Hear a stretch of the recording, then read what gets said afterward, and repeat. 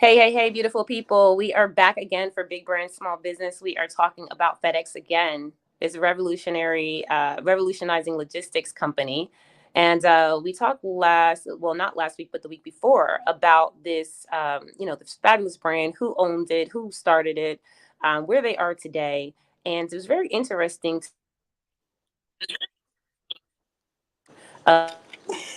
company. And I went away for a second. Can you hear me still? I can hear you, but you're lost, like your face gone, but I can hear you. Is my face gone?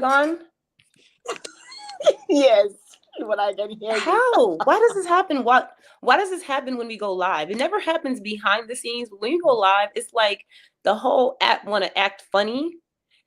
Listen, as soon as I'm done explaining this to y'all, I'm gonna dip out and dip back in because listen, StreamYard, get it together. So so I just wanted to make sure that we understood what this looks like, okay? And we talked last week about the origins that FedEx was founded by Frederick W. Smith, a visionary who conceived the idea for the company during a time as a student at Yale University.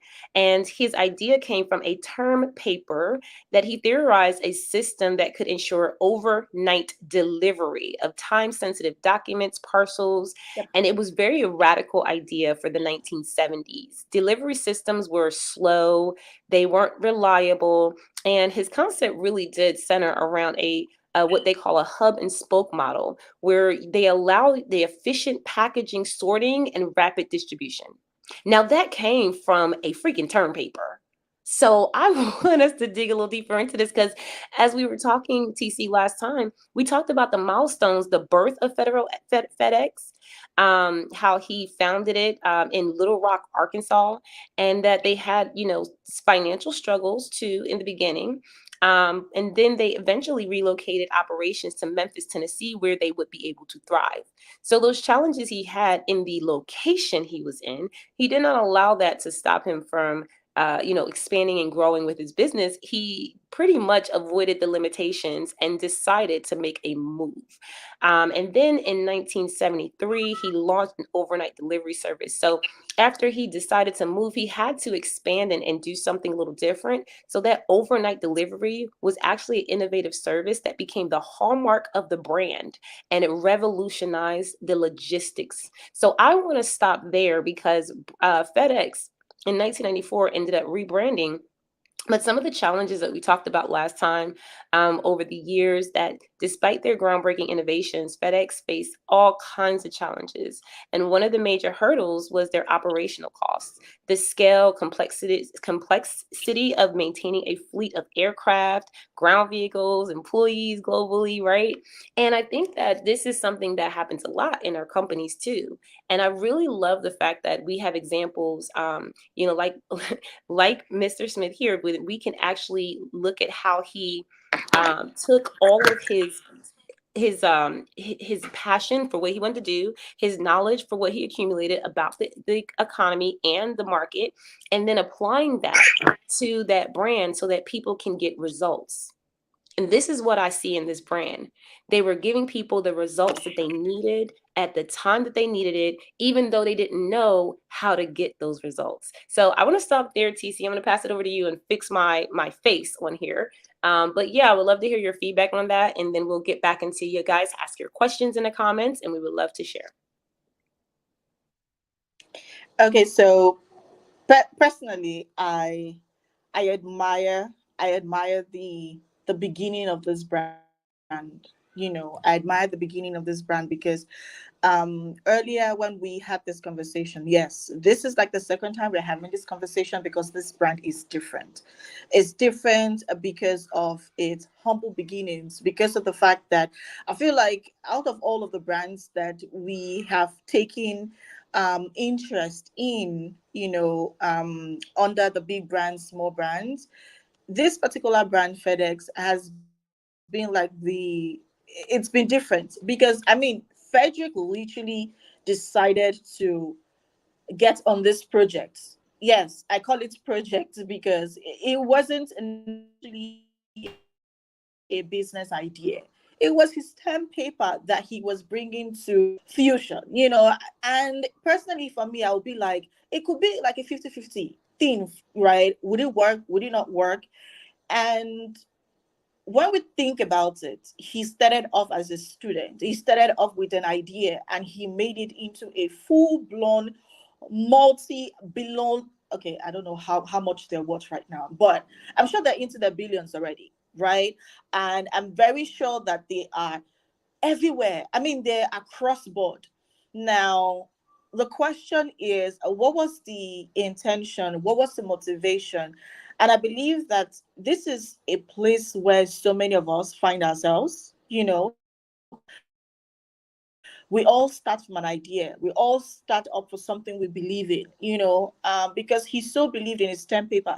He saw it, he did his research, and he's like, no, this is not just an idea. This is something that's going to be so great, and I want to get it working. I want to try. I want to see it, because I believe it's a solution that people need, right? And the truth is, thinking about it and trying to analyze what was going through Frederick's mind, Allegra, in my head, I'm like, what if it didn't work?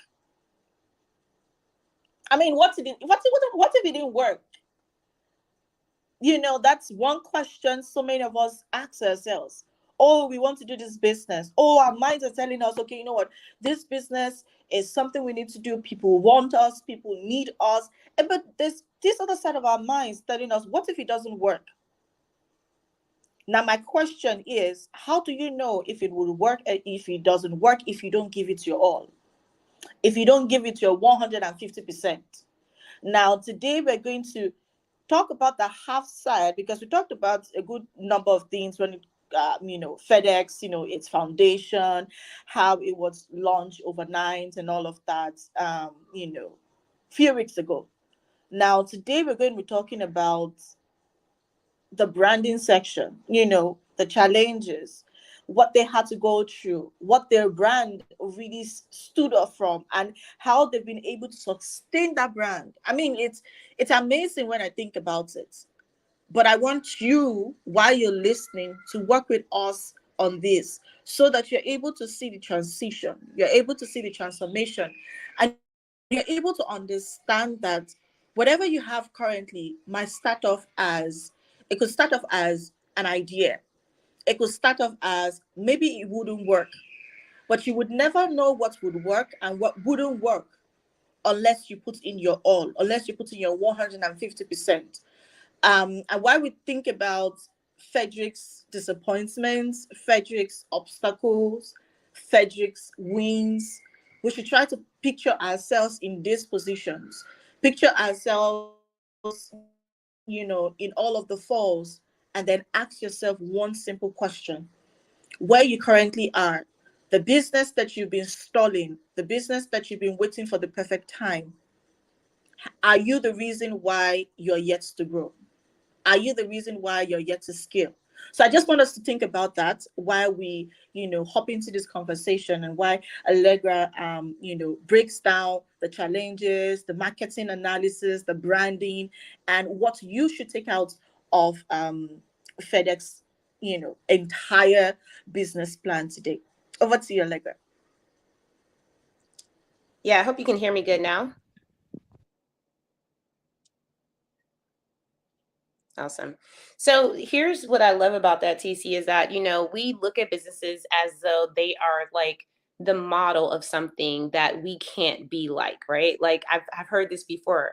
Well, that's FedEx, I'm not FedEx. I have a smaller company, and my company's still in the beginning, and I'm just still working out the kinks, and I'm still trying to figure it out. And, and so I want to emphasize something here, because one of the things that I've noticed, and I'm looking at the intentionality. You're right, TC. There's got to be something that he was doing in his own self to be able to keep pressing forward, right? There had to have been something that made him say, you know what, no matter what challenges I'm going through, I'm going to grow through them, and I'm not going to beat myself up if it doesn't feel easy. I heard someone say, it shouldn't, basically they want to kind of have like a soft life, right? And I'm like, It's great, but in business, there's a lot of things that are going to make you have to push harder than you normally would. And that's when you people usually quit. And one of the things that I love so much about these stories is that it gives you the opportunity to look at where we can connect with other people who never quit. Like he never quit, y'all. Like if you look at the statistics behind this and FedEx today, the reason why I think he didn't quit, TC, and this is what I wanted to share too, because I loved how you said what were his challenges. Because FedEx is a company, but it was built by a student from Yale University that did a midterm paper and said, you know what, this is going to work. It wasn't like, oh, I want to help people and I want to do this. No. He looked in the market, he saw that it was no competition at the time. And so he said, if I make this, I know that this is going to work for these people, for this company. And it did. Until he got to a different space in his business. And I'm going to talk about this too, because I pulled up some of the key milestones in their growth. And one of the things that they struggled with in the founding year, which was 1971, which I already explained, that they had to secure capital to launch its operations. How many times, TC, do people go, well, I just don't have the money? Or they refuse to invest because they're like, well, I mean, I don't know where to get the money, right? So the money that I have, I got to use for my bills. I got to use for myself, right? And we don't know how to use other people's money. So we get stuck there because we're thinking that we have to use our money for everything. And if you look at the initial struggle, securing enough capital to launch its operations, he knew what he wanted to do, but he knew he had to get the money to do it. How many times, TC, do we start a business with like $0, right? And we're out here like promoting and selling. We don't have no business plan. We don't have no marketing structure. We're just like, hey, y'all, I got this great service. I got this great product, and just buy from me. Now, that's good because that gives you confidence to show up. But when it comes down to running the business, that's where you have to ask for the sale. It always ends up with you asking for the sale, which in turn means asking for the money. And a lot of times we like to run a business and think, well, I just want to help people. I tell people this. I say, if you want to just help people, start a nonprofit, talk to people about how you get funding for that. And just make sure that other people that support that mission can just pour money into your nonprofit so that they're paying for the purpose that you want to serve, the community that you want to serve in. But when you operate a business that's a for-profit, right? This is the difference, is that you have to be able to feed your bottom line. And the first thing a business needs most of the time is capital. And the reason why we don't put a lot of capital in the business in the beginning is because we really don't necessarily know what the whole business is going to be. We're still figuring it out. And so what I always encourage people to do is, in the beginning of your business, spend your time, right? Instead of currency, because time is currency. Your time is money. So spend time developing your business. Spend time writing down exactly how you're going to get the capital. How am I going to get this money? What bank am I going to talk to? I just talked to my banker a couple weeks ago, and he was like, you know what? I'm glad you walked in because I got a program just for you and your nonprofit. I'm like, really? They help you get capital. They help you get funding. They help you get all these things. Now, if I was, kind of like looking at it like I just want to serve and doing things like taking my paycheck from my job, from my 9-to-5 job, and paying my business with that, that's what most people do. And I think that we have to really be very strategic about how we're using what we call OPM, other people's money, and finding out who wants to invest in the type of concept or business that we have before we just jump out there and do it. Now, if you are an individual that's like, you know what, I just want to try it. I have the money. I'm going to do it anyway. do it. But while you're investing in your business, while you're taking that $500 out your pocketbook and putting it towards your LLC and putting it towards this and that, I can tell you that if you go to Urban League and you go through a program, they will give you the money to get your LLC, right?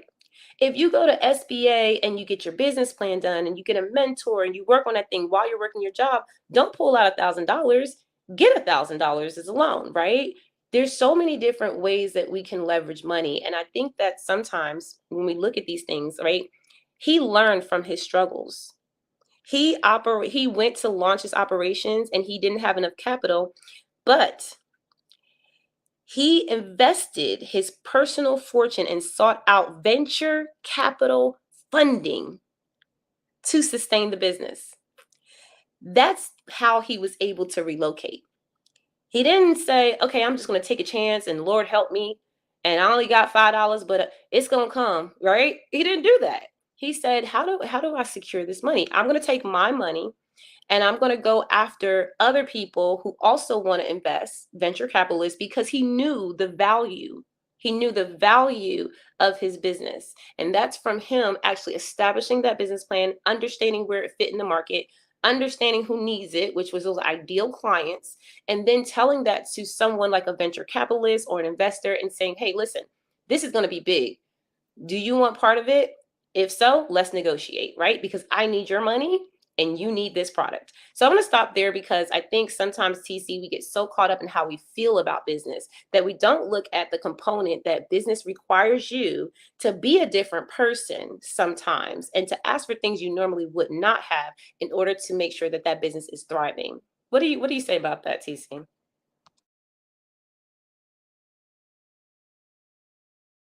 I agree. And while you were speaking, I actually wanted to say something. You know, um, I was having a meeting at the airport. I was having a meeting at the airport, and sometimes you have conversations, and then your conversations get eavesdropped. How? But maybe by some people, yeah. So I was just having a conversation, and then somebody close by, after like I think like some minutes, reached out, and she's like, "Oh, do you do business?" I'm like, "Yeah," and she's like, how do you do it? And I'm like, "Oh, I'm a business consultant." She's like, "Oh yeah, I've been meaning to start my own business." And I said, "Okay, so what's stopping you?" And she's like, "I just don't have the money." And I'm like, "Well, you're not ready." And then she's looking at me and I'm looking at her and I'm like, "Yeah, you're not ready, because if the first mindset to start your business is money, then you're not ready, because money is usually not the problem, because there are so many ways for you to get. I mean, you need money. Don't get me wrong. Obviously, you need money for you to start your business in the way you want to start your business, but it's not in the sense that most times we see it. I believe that it's actually the mindset in which we say it. "Oh, I want to do this, but I need money. Oh, I should have done this, but I need money." And then you start to think that the fact that you don't, in quotes, have that money that you think you need is the reason why you're not able to do what you want to do. No, it's not the reason. You are the reason why you're not able to move. I mean, Frederick understood. Between myself and you, we can both hear what Allegra was saying. You can also go and do your research, and you would realize that Frederick, obviously, as a student, how much does he necessarily have? I mean, in the entire piece, nobody said his parents were multi-trillionaires. Nobody said so, right? He was a student. He found an idea, which was not just an idea, but a solution. Now, imagine if Frederick said, "Oh, I want to develop this thing, but I don't have the money. And so let me just take a glass of water and forget about it." I mean, imagine if he said so. FedEx wouldn't be like it's laughing. FedEx wouldn't be available right now. You see, what he did was understand what he had, understand what he doesn't have. Now use what he has to get what he doesn't have, so that he's able to, take advantage of the solution and get the word out about the solution. See, people When you have an amazing business, now not everybody is opportuned to be that intelligent, you know, as to think about the ideas that you have. That's one. Two, there's some people that they don't want to have to think about the ideas. They just want to make those ideas come to pass. Right? Now there are also some people who they don't, you see, all they care about is, can your ideas replicate my money? Can your ideas make my money useful? There's some people out there who just want to be sure that their monies are being used for a purpose. Their monies are being used, the right way, and it is multiplying. Now, it is your responsibility to fetch those people out. And I'm not saying go from door to door to look for those people. I'm saying do what you need to do, and those people would find you.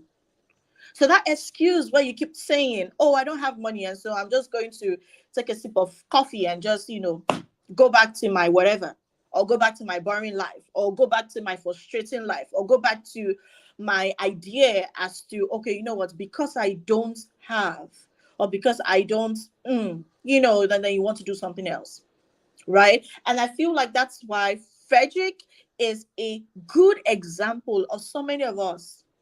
Make that move, change that location, move, let people see you. Because I was saying something, Allegra, I was saying this to my husband, and I said, I've gotten to this stage where I only want to work with people who want to work with me and are interested in investing in what I have. Meaning, you're interested to put your money where your mouth is, right? I mean, if you're serious, you put your money where your mouth is. I can't tell you I'm going to make money for you and you're not ready to invest money. I mean, I run a business. When I start to run a charity home, right? I would let the world know. Okay, but I run a business that literally fund my lifestyle. I run a business that pay my bills, right? Now, if I'm going to help you do the same, you should be able to invest, right? Now, if you're not able to invest, I'm not saying invest out of your pocket. I'm saying be smart. Know that you can also use people's monies to grow your business. Now, that's the point we're trying to take all of this into. So don't go sitting down and thinking that myself and Allegra, expect you to take your life savings and then give it to us for us to help you start and grow your business or do whatever you want in your business. No, we are saying understand that there are various ways for you to get that money to be able to move that needle in your business, because you need the money to make things work. I have to pay payroll, right? I pay my team. I have people I pay. I outsource, So if I'm going to do that, then you need to do that as well. Okay? And it's a circle.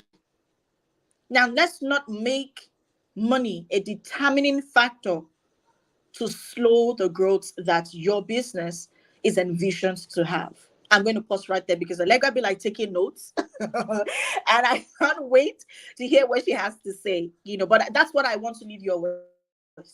Okay, go on, Allegra. I mean, this is such a deep type of conversation, and it's really for the mindset of a person who does not have an employee mindset. When you were speaking, TC, I'm thinking, yeah, this conversation is so valid because a lot of times what we're doing is we're coming out of the 9 to 5 mindset. And when you do that, right, because we're talking about college student, like he was in Yale University, he wasn't thinking about no 9 to 5. He went straight into the entrepreneurship stage. And what that does is it equips you with things that are allowing you to be more free about the decisions you're making. Like, I'm gonna be honest with you. When I first started my business, I did not feel comfortable asking for money. It was so uncomfortable. It was one of the most uncomfortable things I ever did at that time because, in my experience as a child growing up in the family that I had, I mean, yeah, I was encouraged to ask for things, but It's different when you have the experiences, when you have to ask and then you get the responses in a certain way, or you get traumatized in certain ways. So we grow up in employee mentalities where we get paid every so often. We don't have to ask for that money. It just goes into your bank account. You don't have to, the only thing you have to ask for is a position at the workplace. But we never have to go to our employers every time we work and say, hey, are you going to pay that invoice? Hey, are you going to invest in me so that I can be here for a year? Are you going to give me my annual salary up front? Like, it's just not going to happen with your job. So when we get into business, right, what happens is the mindset has to shift, because we're no longer sitting there working for someone and then all of a sudden the money just comes. Now we have to ask for the money first. We have to tell them what we're going to do for that exchange, and they have to be in agreement with that, to say, I trust that when I give you this money, that you're going to do exactly what you say you're going to do. And what happens a lot of times is that we try to establish a business with a like, no trust factor without even having anyone that likes, knows, and trusts us. So when I think about this story with FedEx was developed, and yes, TC, you're right. If he did not overcome the objection of, I don't have the money, which we listen, I posted this on Facebook, I think a couple days ago. I said, stop accepting your own excuses. Stop accepting the things that you're telling yourself that is keeping you away from your actual goal. When you say you want to build that business, there's nothing stopping you from building your business but you. So when you get into a bind or a situation, that's why these conversations are so important, because when you get into a situation where you're like, oh my God, I ain't got the money. Well, TC said it. I mean, we can get money in so many different ways. It's a matter of how bad do you want it? And when you get into a place of understanding that I really do want this, my goal is big enough where I know what I'm doing in my business and what I have is going to change lives. It's going to change my life. It's going to change the lives of other people. I know that I know that I know. The only thing that needs to take place now is your education of what to do. And that's why we teach. That's why we come together and do a lot of coaching sessions. And now we're consultants in the WIN community, because we know that corporations are struggling too. But I want to encourage people that are saying these things, like, we saw the overcoming of the FedEx. If the owner, Mr. Smith, did not overcome that objection of, I don't have enough money, then we would not be here today getting overnight deliveries. Amazon, throw it out the water, right? You wouldn't be getting your Prime days. Us as business owners being able to give more satisfactory deliveries by getting people their stuff in a quicker manner, we wouldn't be able to give that satisfaction. Emergencies of people that need things right away, they wouldn't get that, so there's a dire need there that he was able to fix. And sometimes we know our business is that big, right? We understand that we are changing lives. Like, the things I do, TC, I save marriages, I save lives. I have women that have literally come out of depression because they're like, I did not know what I know now. Knowledge and the implementation of knowledge is so much power. So we got to be able to know that there really is no real excuse, right? If you want to get it done, you can. But being able to be in that mindset, that takes something. It takes something. And so, and I actually love this, because if we look at this, and I want to continue too, because in 1973, y'all, he launched that overnight delivery service. And what was so incredible about that for me was that he actually, he saw the need, number one, and it was a turning point for FedEx. So sometimes we have a lot of products that we think are going to work, right? Like, how many times do you make like a bunch of different programs and services and products, and then you make a product or service and nobody buys it, or some people buy it but it's not really blowing up? So then you make another one, and then you do another one, and next thing you know, you have all these services and these product lines that aren't really selling, and you don't have that signature program that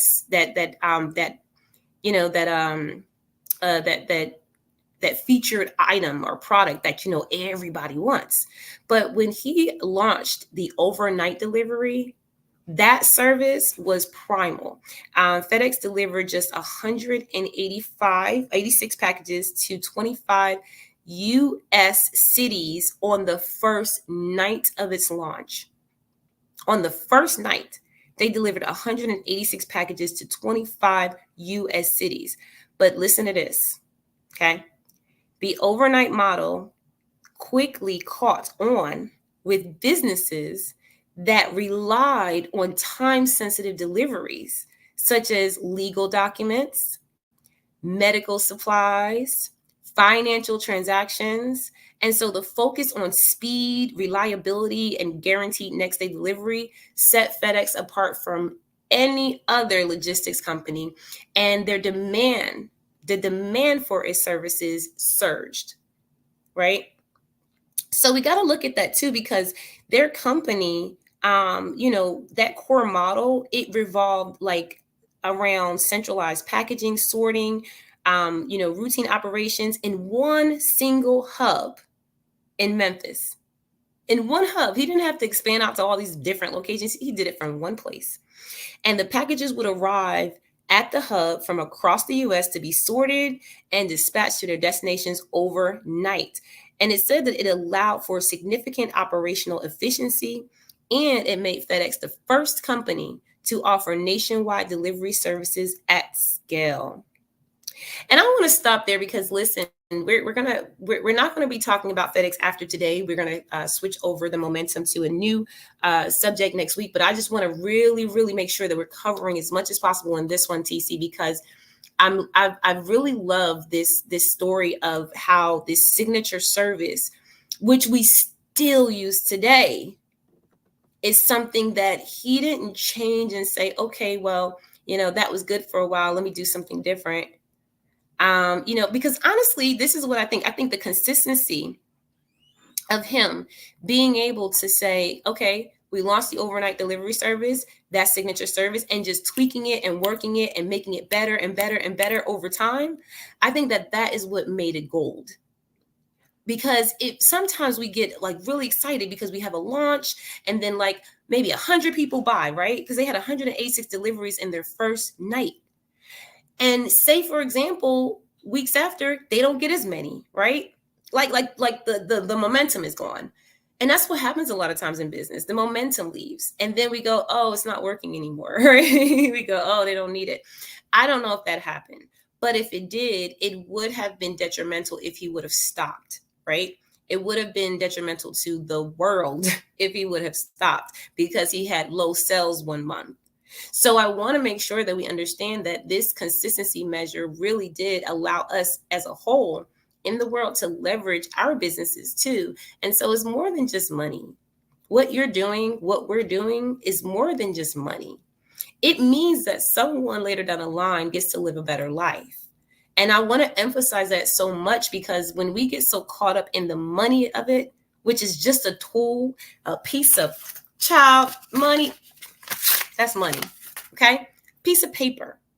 And when you understand the value of you opposed to the money you make, then you will attract exactly what you need. And it's not always about having it all the time. It's not always about, oh, I got $1 million in bank account. Most millionaires do not have $1 million in their bank account, okay?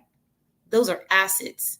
And you have to realize that when you look at your business and when you look at yourself, you have to have a millionaire mindset. Now, everybody doesn't want to be a millionaire, but you have to have the mindset of being able to utilize tools like money so that you can fund your business and you can do exactly what you want to do purposefully in your life and change other people's lives as well. That's the point.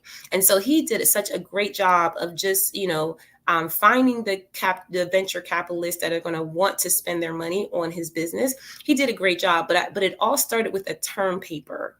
And I'm going to tell y'all that term paper, I guarantee you, had that business plan in it. And I'm going to see, TC, if I can pull that term paper up. I don't know if they have it anywhere, but I would love to see what that term paper looked like, because we have a lot of people that have lots of ideas. And I remember writing down one of my first business ideas.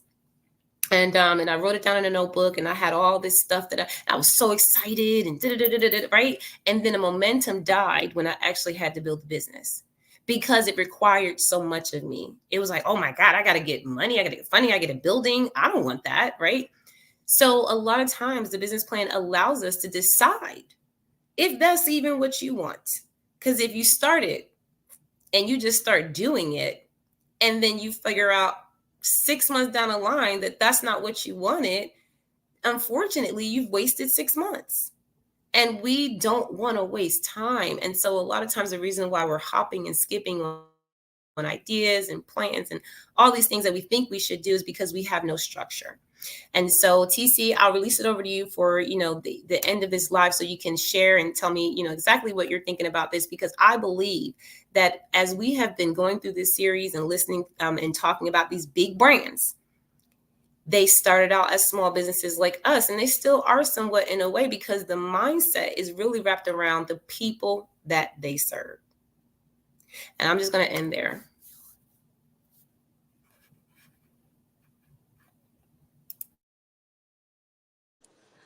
Did we, every time we talk about starting our businesses, every time we talk about scaling our businesses, I think that so many of us forget a very vital part of this entire thing, our brand. I know, I'm not talking about the logos, the graphics. I was speaking to a client of mine. She's been a client for a good number of years, like 2 years now. And I said to her, I said, I think you've gotten to that stage in your business where you want to take yourself away from the too much graphics. Because you're a service provider, you breathe life. You need to understand that not be so my point is I don't have a problem with the graphics. What I have a problem is the fact that the graphics is a problem to her, because she spends loads of time, trying to design the graphics and all of that. And then now she's outsourcing this, and it feels, personally for me, it doesn't feel authentic. It doesn't feel her. Now, because based on what you do, even when you want to create, ensure that you're breathing life to your creation. Okay? You're breathing life into your content. And when I keep talking about branding, I'm not saying your logos, which are very important, don't get me wrong. We're not talking we're talking something different. Take for instance, FedEx. Did you get the chance to actually go through their branding? Did you get the chance to understand that their branding is working, like it's taking step, it's moving, it's action, right? How many people, or rather how many delivery service does an overnight delivery? How many delivery service can you beat to your chest and say, okay, you know what, if I have, very sensitive documents, I could actually trust them to deliver at this time that I want them to deliver without having high blood pressure, or making, maybe putting your tool close to you, and then you're testing yourself just to be sure that your blood pressure isn't risen. Like how many? I'm just saying. We're talking branding, and Lega be like, put the win. And he's like, yeah, I have mine. But that's okay, right? Because that's what we're talking about, right? We need to understand that not everything, we have to be so rigid about. Look at the source. So many of us, we play around shaft so much that we forget the meat. Like we play around so much of the shell that we forget the inner makes us who we are as a brand, as a business. Why would anyone want to work with us? Why would anyone want to come back after they finish sampling every other person? They come back and be like, okay, you know what? I want to work with you. Now if you want to make money, if you're looking to making money between now and the end of the year, that's something you want to think about, because that is what you're going to use and leverage in your marketing messages, in your pieces, because that's basically what's going to make you stand out. See, even if you have all the money in the world, but yet to understand your source, You're yet to understand and identify your own secret, because everybody has a secret sauce. The question is, what is yours? I mean, so many of us, Frederick was fortunate enough to understand his, identify his, and stick with his, grow with his, believe in his, have faith in his, and let it work for him. But so many of us, we're so stuck up on what every other person is doing. We forget that even when it comes down to branding, it comes down to your brand, it comes down to your brand element. It's a work in progress. You grow. It is scalable. It's not rigid. It's not, oh, this is what they do, I must do the same. So what makes you different? What basically stands you out? Now, all of these things, I really want us to go back and think about it. I want us to go back and look at it. I don't know if you heard this properly, but when it comes down to like the slogan, or rather what makes FedEx who they are, is they focusing on reliability and speed. I know they're like, okay, when it's absolutely positively has to be there overnight. Well, it could be. The question is, what is yours? How would people remember you? What would they think about every time they think about you? What will come to their mind for them to say, oh, yeah, that is TC, or this is how it works, or this is how she works, or this is how I can trust her.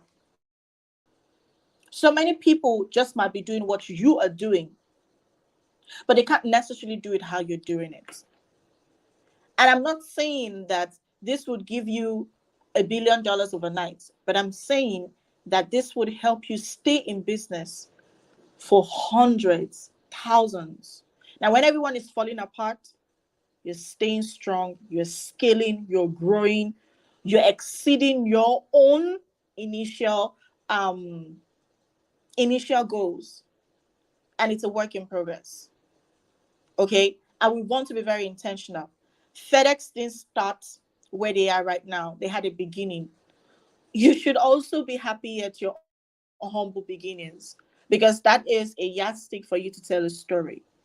So don't go telling yourself that you're going to wake up in the morning, start a business, and then boom, you're blowing. No, take it slow. Walk the work. Okay. So many of us obviously have stories, behind the scenes stories. You're just not hearing all of it. Because imagine if I come out and tell you all of the horrible things that happen.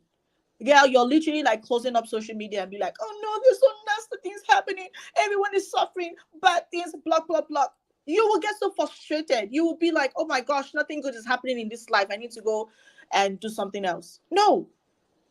But the truth is, the earlier you start to understand that there's something called humble beginnings, and it's beautiful when you understand it, is that while you are going through your humble beginnings, we don't want you to start from ground zero. We want you to at least start from ground 20. Now, how can we take you to that ground 20? Because the truth is, if you're going to be starting off, you can't get to ground 20 on your own. If you're going to do it on your own, there's a likelihood that you're going to have to start from ground zero, right? Which can be a bit frustrating. But imagine if you had to start maybe ground 20. It's easier. And that's why we're here, right, Allegra? That's why we're here.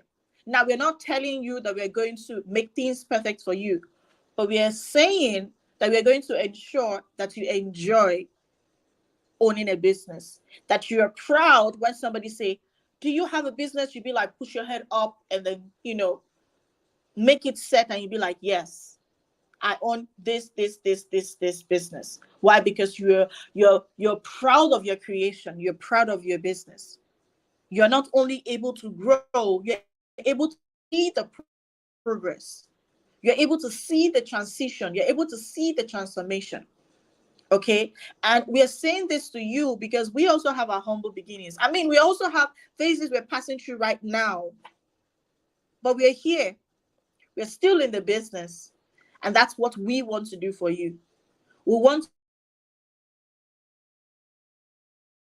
to and reaping from it of all of your effort. Okay. So that's what I had to say. I need you to go back. This is Q4. You want to make the difference. Okay. Let that difference count. You want to do it right. Okay. Over to you, Allegra. I love everything you said. I mean, the truth is that we all are going through, we're growing through every challenge. That's the truth. And I could not help my clients if I didn't know how to help myself, right? Like, that's also the truth. So a lot of these things that we do teach, especially while we're having these conversations, we're pulling out things that we know are pivotal, because these are the areas where my clients have the most struggle. These are the areas where when they come, like, listen, TC, you know how we work. We do not sugarcoat, because the truth is, in order for you to be successful, you need to hear the truth. You need to know that, what's working and what's not working. You need to understand that you are the thing in your way. And then some of the things that I love, TC, when, we determine, like, when we figure it out, we're like, oh my God, I'm the problem. Am I the problem? That's when you can make the change. And I love that when we get into a space where we understand that we always have to check ourselves, we always have to keep ourselves accountable. And that's what coaching and consulting does. It keeps you accountable to the things that you say you're going to do. It helps you understand direction that you normally don't have. It gives you the intention and the confidence that you have a partner with you that really, really enjoys what you're doing too. I've even had my clients tell me, Allegra, if you're not with me, I don't know if I can run this business. And I have to tell them, this is not about me. It's about you. And if you don't feel confident enough to run this business, then we have to revisit this. Because the truth is that if you're not comfortable showing up on camera, TC, I heard what you said. When you said that, sometimes we're posting lots of graphics and we're posting lots of things that look attractive, right? One of the things that I had to get one of my clients out of the habit of is posting offers all the time. And the same, like, it's cool because people saw it. They saw it the first time. Okay. And posting it again and again and again is great, because you do want to remind people about what you're talking about, but you have to have a diverse multi-channel marketing strategy that's going to allow you to reach those people wherever they are. And when we don't feel good about our businesses, when we're struggling and when we don't have guidance, we tend to hide from wanting to show everyone what we have going on. And that's what we want to give you confidence about, like showing up on your good days and your bad days, being able to know exactly what you're offering that is good, no matter how you feel, and being able to get the resources, whether it's the money you need to start the business, right? I mentioned there's funding out there, whether it's getting the resources, the partnerships, the organizations you need to get with. I'm telling you that in January, and this is what I'll end with, in January, the Corporate Transparency Act is going into effect with the BOIR here in the United States. And TC, you need to know this too, because the United States, we operate off of foreign entities too. So you may have a foreign entity in the United States. If you are doing business in the US and you do not have that report filled out under that Corporate Transparency Act, you will be charged $500 a day. And the problem with that is that they know that your business is your business because we're registered on the Secretary of State website. Now, the other component to it is that it allows them to see who is not legitimate. And if you're operating as a business, they will actually take you down. Like, they will literally make it illegal for you to operate. So we have to be very clear about why we start a business. You don't have to start a business. There's a lot of hobbies out there. There's a lot of, side hustles out there. It's great. But when you start a business, you're going to have to sit down and get very focused on your goals, on your opportunities, and you're going to have to be willing to move even when you don't feel like it. And that's what we're here to help you do. TC, thank you again for joining me. As always, like, we always have this conversation. And next week, TC, what are we going to talk about next week? What do they need to prepare for? Clubhouse. Okay, so I want us to talk about Clubhouse, right? Because listen, That's such an amazing platform. Amazing platform. The fact that we get to learn from the platform, the fact that so many of us watching this have experienced the journey of Clubhouse. And so I want us to talk about it because trust me, there's so much we can learn from them. There's so much we can learn from their wins, their not too good wins, everything from in and out. I don't want to spill the beans right now, but I just want you to be intentional about next week. Okay. Allegra is sharing something. Yeah, that's it. Now, I want you to be intentional about joining us next week because we're going to be talking about Clubhouse. We're going to be breaking down Clubhouse, how they started, where they are, what you should take out from it, what you should learn from the brand, and what you should not learn as well. Everything about it, because there's so much story to tell. And I'm sure that you also have a story to tell when it comes down to Clubhouse. So pull up, join us next week, same time, 12 p.m. Eastern. We're going to talk about Clubhouse. And I want to hear what you think about it. Allegra?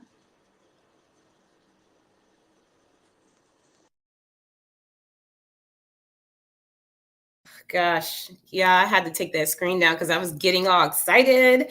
Clubhouse is going to be really, really good next week. And TC, thank you for the just breaking that down for everyone. And if you're not on Clubhouse, I would just say before we go do that, that live next week, I want you guys to join Clubhouse and test it out for yourself, see how much fun it is. But we're going to break down some things because we've been on Clubhouse since the inception, since, it was invite only, when we didn't have, the houses and things like that. It's so, so different, y'all. And I think that we have to break this down because Clubhouse was made for a reason, right? Like their original brand and model was created for musicians, artists, creators. That's what it was for. It wasn't for what we're using it as today. So we're going to look at that transition. We're going to look at that history of it. We're going to look at the owners and who they are. And for those of you who use Clubhouse, right, this is now your opportunity to get some of that back end information as to, why you're no longer on the app, because a lot of people have left because of the changes and don't even know why Clubhouse changed the way that they did. So we're going to dig deep into Clubhouse next week. So if you are in Clubhouse and you want to understand more about the changes of that brand over time, we're going to be discussing that next week. All right. Y'all drop your questions in the comments after we leave this live. You will have access to our platforms. Follow myself and TC so you can see our lives in the future. And make sure that you tell us if you learned something new and how it impacted you in your business and your life. All right. Y'all have an amazing week and we will see you next time.